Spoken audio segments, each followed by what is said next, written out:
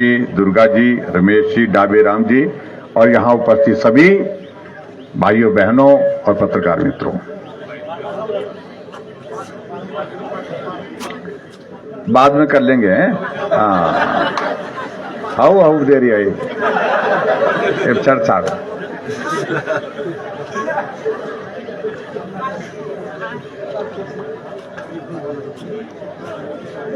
आज के इस कार्यक्रम के साथ साथ में आज हमारा एक बहुत महत्वपूर्ण दिन है हमारे लिए। डॉक्टर भीमराव अंबेडकर की जयंती है, जिन्होंने संविधान बनाया और जिस संविधान के मुताबिक पूरा देश आज चलता है। और उस योगदान के लिए डॉक्टर भीमराव अंबेडकर जी को हम सदैव स्मरण करते हैं और उस योगदान को कभी हम भूल नहीं सकते हैं। आओ इस अवसर पर हम सब लोग उनको श्रद्धांजलि देते हैं और उनके योगदान को स्मरण करते हुए आगे भारत को कैसे बढ़ाया जा सकता है उस दृष्टि से हम मिलकर के काम करने की बात करते हैं। मुझसे पहले यहाँ साथियों ने काफी विस्तार से बात कही है और मैं क्षमा चाहूंगा कि हम आप सबके बीच में पहुंचने में थोड़ा देर हुए, थोड़ा नहीं ज्यादा देर हुई और ऊपर से मौसम भी जो है बारिश का बना हुआ है। पहले तो मुझे ऐसा लगा कि पता नहीं हमको बाली से ही वापिस जाना पड़े, बंजार में ज्यादा बारिश होगी तो कैसे जाएंगे, कार्यक्रम कैसे हो पाएगा। लेकिन देवी देवताओं की कृपा रही कि मौसम टिक गया और आप सबको बहुत इच्छा थी कंगना जी को देखने की, सुनने की, वो पूरी हो गई। जीव भरू ना भाई। चलो आगे चलते हैं। बड़े लगे थे मेरे को फोन करते कंगना जी कब आएंगी, कंगना जी कब आएंगी, कंगना जी कब आएंगे, ऐसे बोल रहे थे आप लोग बोलते एड़ा ने पूछ जा रहा तू के पास।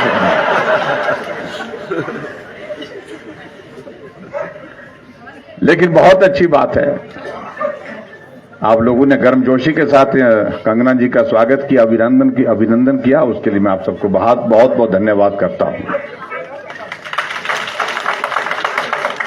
बंजार विधानसभा क्षेत्र के बाकी इलाकों में अभी जाना होगा, अभी तो हमने बंजार को याद छुआ है।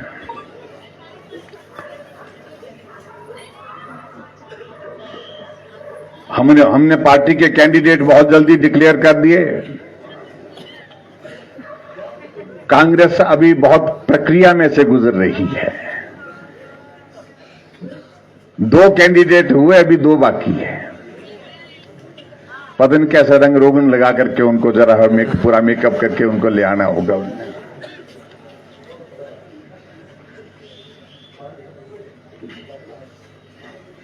और मंडी के इस लोकसभा के चुनाव के लिए जो पार्टी की ओर से, कांग्रेस पार्टी की ओर से जो कैंडिडेट हैं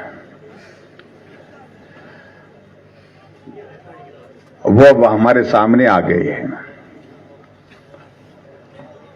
मैंने कहा वही टिकट देना था, उसी घर में ही टिकट देना था, तो माता जी को क्यों नहीं दिया भाई, ये तो पूछो, तो उसका जवाब तो दो। वो तो सिटिंग मेंबर पार्लियामेंट थी, उन्हें खुलेआम दिल की बात कही कि इलेक्शन लड़ने लायक नहीं है। बोलते भाई कांग्रेस के नेता बोलते भी नहीं आपको टिकट दिया, तो बोल नहीं लोड़ी बोल टिकट। ऐसा क्या हुआ प्रतिभा जी, आपने बोला कि भी नहीं लोड़ी और फिर उससे बात निकल गई, उनसे बात निकल गई कि भाई इसलिए नहीं, काम नहीं हुए, लोगों के भी नहीं हुए, मेरे भी नहीं हुए, पार्टी के भी नहीं हुए, एमएलए के भी नहीं हुए, जाना किस मुंह से बोलते हैं।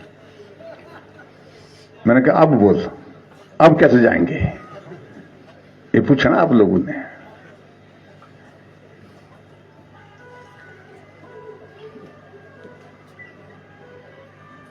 मेरा तो सिर्फ एक बात को कहने का मतलब है, तो बातें करनी वो ठीक है करनी, गला करनी तो धोरी करनी था, ठगने वाले गला नहीं करनी पड़ा।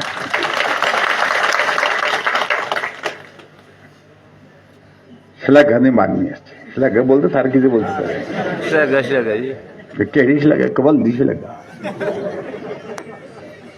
इसलिए मेरा और जो कैंडिडेट है उन्होंने तो त्यागपत्र दे के रखा हुआ है मंत्रिमंडल से। और त्यागपत्र क्यों दिया है? आंख से आंसू भी निकाले, आरशू पड़ी है। अब हमने तो उनको रुलाए नहीं भाई, हम तो सत्ता में नहीं, हम तो विपक्ष में हैं। हम तो उनकी भावनाओं का सम्मान करते हैं, लेकिन आपकी ही पार्टी के नेताओं ने आपकी भावनाओं का सम्मान नहीं किया, आपके परिवार की भावनाओं का सम्मान नहीं किया। आपने कहा कि मेरे पिताजी का बहुत बड़ा योगदान रहा हिमाचल प्रदेश में कांग्रेस पार्टी को यहां तक पहुंचाने के लिए। जब वो दुनिया से चले गए तो दो गज जमीन भी नसीब नहीं हुई उनको। उनका हमने वो स्टैच्यू लगाना था, उनकी मूर्ति लगानी थी रिज के मैदान में। सरकार आपकी, मुख्यमंत्री आपका, मंत्रिमंडल में आपकी माताजी पार्टी की प्रदेश की अध्यक्षा, फिर कहां कमी रही? कौन इस बात के लिए दोषी है? आवाज कह रहे हैं कि सुखविंदर सिंह सुक्खू जी के नेतृत्व में मजबूत सरकार है। तभी बोल रहा हूं मैं, धोरी गला करे भाड़ा धुल गए। अब वोट मांगने आना आपने, लोग अच्छी तरह से समझते हैं। इससे ज्यादा मैं अभी कुछ नहीं बोलना चाह रहा हूं। अगर वो ज्यादा बोलेंगे तो फिर सोचेंगे थोड़ा। हाँ 1500 का याद रहा बड़ा।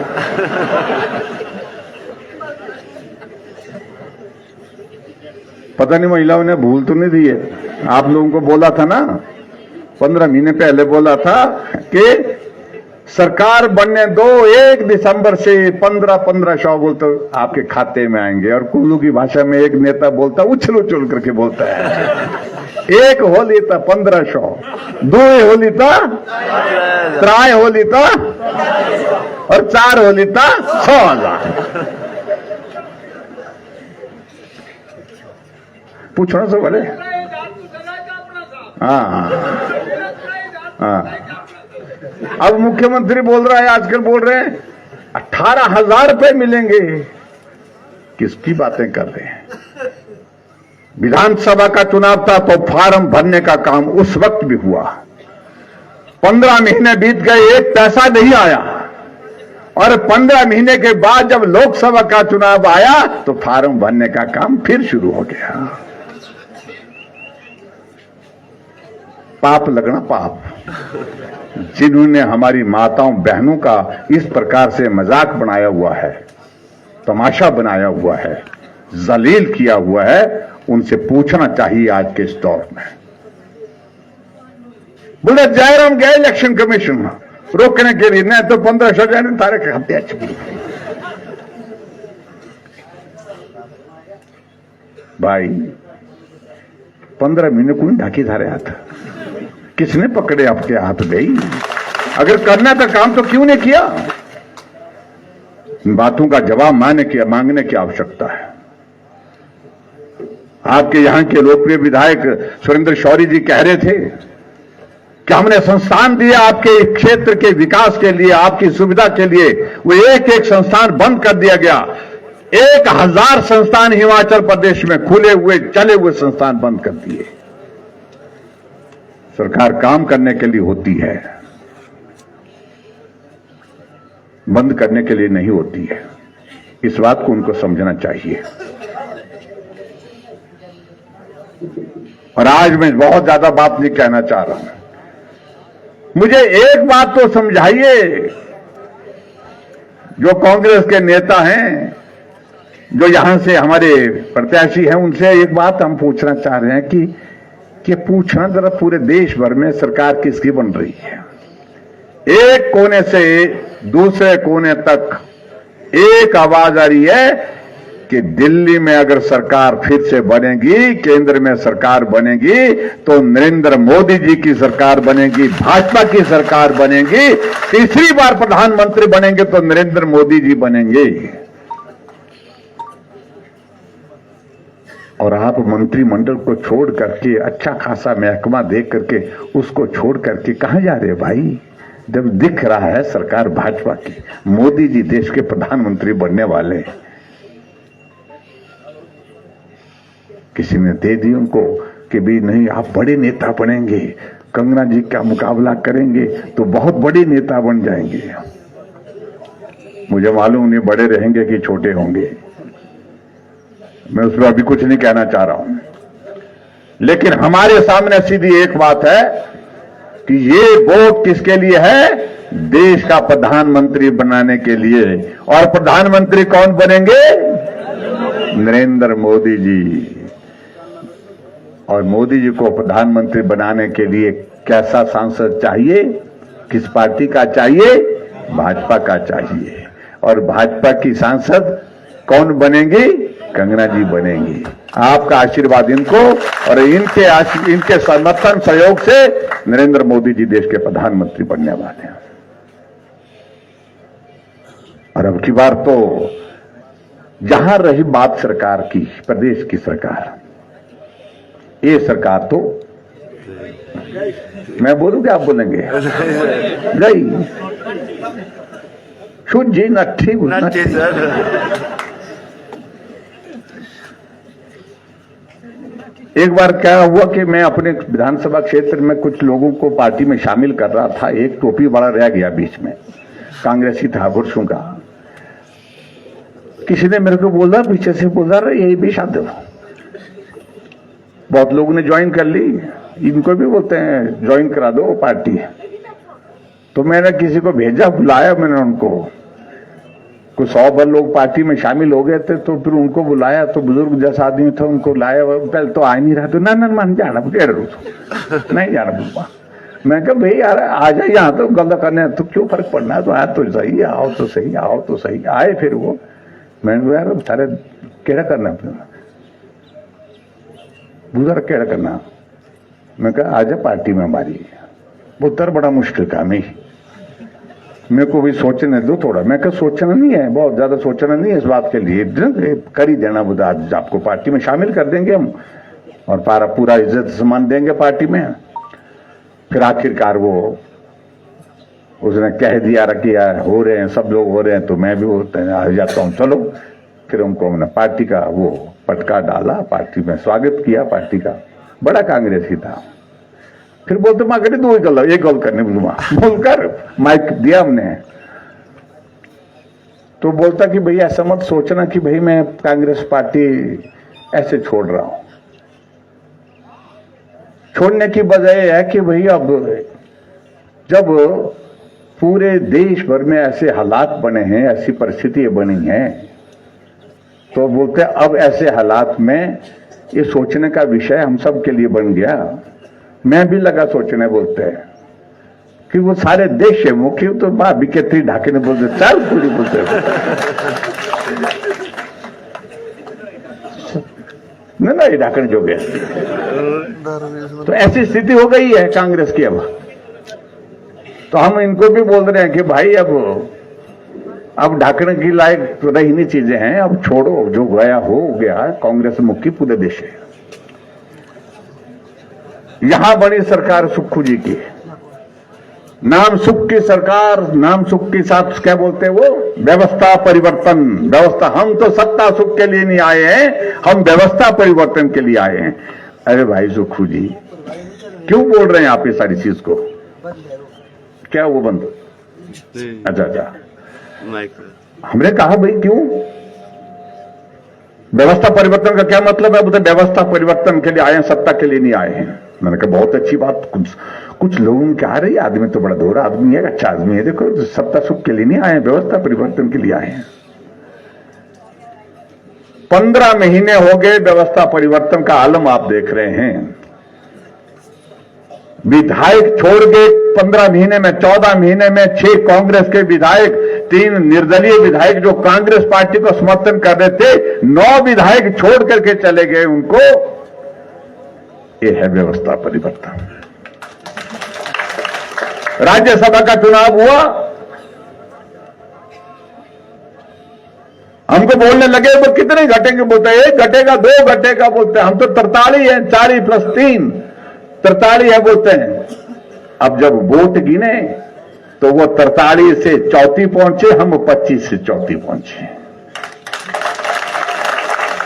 ये होता है व्यवस्था परिवर्तन। अब जब बराबर हो गए, जब बराबर वोट हो गए, ये चले गई है। जब बराबर वोट हो गए तो उसके बाद हमको कहा चुनाव आयोग की एक व्यवस्था है कि अगर बराबर हो जाते हैं तो पर्ची डाली जाती है। जैसे हमारे बोलते हैं ना, देवते के पास जाते हैं, क्या बोलते हैं आप, तो क्या डालते हैं, लाडू डालते हैं ना, आपके भी डालते हैं। हाँ, तो वही काम होता है एक तरह का, पर्ची डालेंगे जी। जब पर्ची की बात आई तब हमको भरोसा हो गया कि अब जीतेंगे हम पक्का, क्योंकि भगवान रामचंद्र जी का आशीर्वाद राम भक्तों के साथ है। और कांग्रेस का जो कैंडिडेट लाया गया था, वो कैंडिडेट वो था मोनू सिंघवी जी, जो राम के अस्तित्व के लिए सुप्रीम कोर्ट में खड़े होकर के बोलते थे राम अयोध्या जी में पैदा हुए, इस बात का सबूत ही नहीं है बोलते हैं। अब सबूत मिला उनको देवभूमि हिमाचल प्रदेश से। पर्ची निकली तो हमारे बीजेपी के हमारे कैंडिडेट हर्ष महाजन जी जीत गए पर्ची में। हमने कहा देखिए ये वही बात है जिसको हम कहते हैं कि होए वही जो राम रची राखा, ये हुआ ना। अब उसके बाद खज्जल है बेचारे, आजकल हमारे मुख्यमंत्री जी सरकार बचाने के लिए लगे हुए हैं। विधायकों को 20-20 काम कमांडो दे रखे हैं। कांग्रेस के विधायक, मेरे पड़ोस में रहता है एक विधायक, तो एक दिन मैं आया शाम को, मैंने देखा, मैंने कहा और खास से पुलिस वाले आए। मैंने कहा क्यों आए, बोलते आए इनकी सुरक्षा की। मैंने कहा इनको क्या हुआ है, मैं कल तक तो धोरा था। बोलते नहीं, बोलते पता नहीं, ऐसा लग रहा है भी कहीं चले न जाए, भाग न जाए।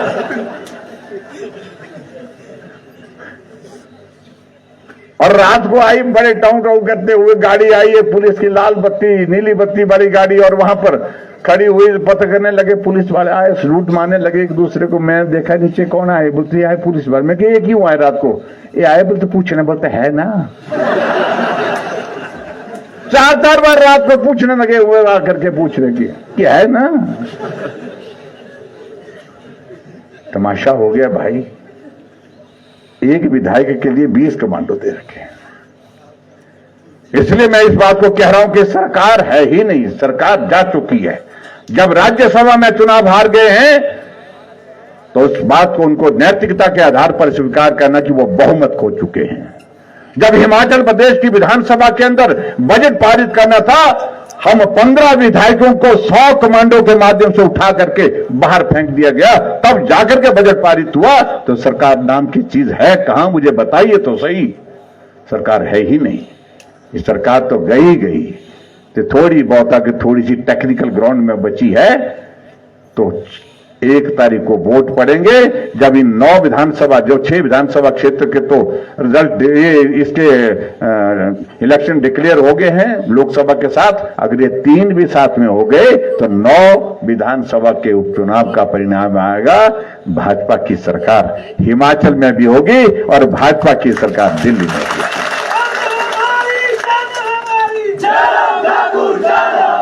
और आपके यहां तो वोट 1, सरकारें 2, ठीक है ना। एक दिल्ली, नरेंद्र मोदी जी प्रधानमंत्री बनेंगे, और हिमाचल प्रदेश में भारतीय जनता पार्टी की सरकार बनेंगे। तो जोर लगाना भाई, तगड़ा जोर लगाना।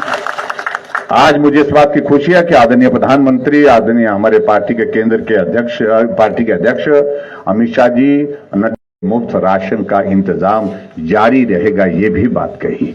आयुष्मान भारत के अंतर्गत उन्होंने कहा 70 साल से ऊपर जितने भी बुजुर्ग हैं सब उसमें कवर हो जाएंगे, चाहे वो मध्यम वर्ग से है, चाहे वो किसी वर्ग से है, सबको कवर किया जाएगा।